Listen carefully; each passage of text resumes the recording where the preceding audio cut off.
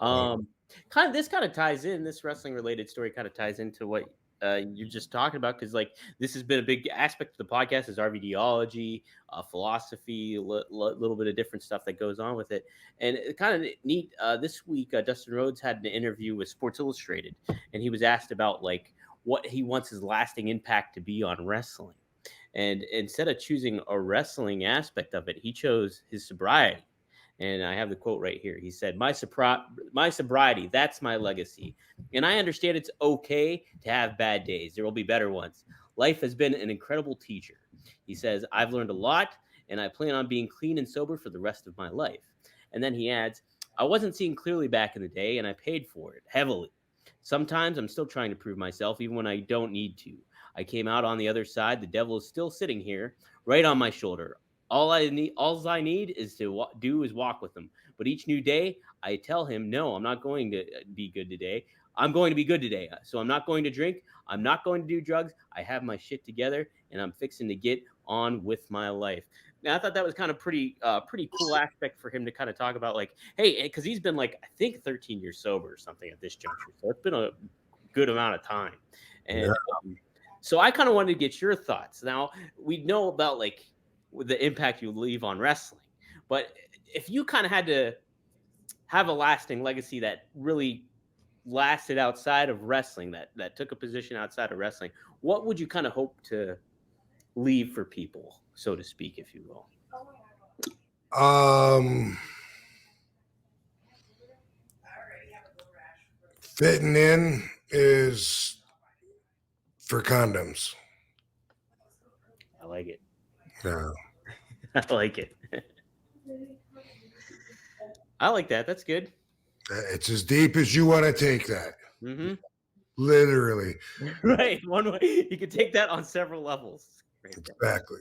But I hope that my non-conformity and one of a kind approach to the industry and to life is what people will appreciate and be able to sometimes, when appropriate, model their own actions after when there's unnecessary pressure to fit in with people that you shouldn't want to be like anyway. But your perspective right now betrays you, and boom, what are you going to do? Hey, what would RVD do?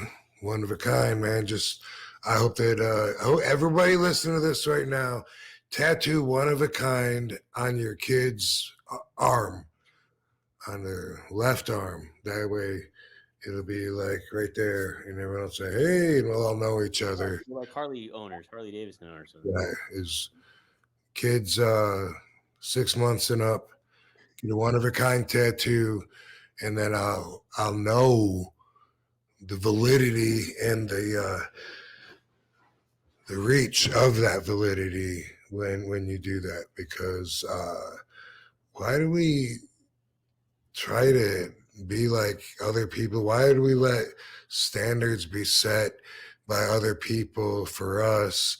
And why do we uncomfortably try to meet those even if we don't agree with them, just out of peer pressure or feeling awkward, or sometimes just out of tradition or out of fear of change, drawing attention to ourselves? So um, a lot of times, man, it's not worth it.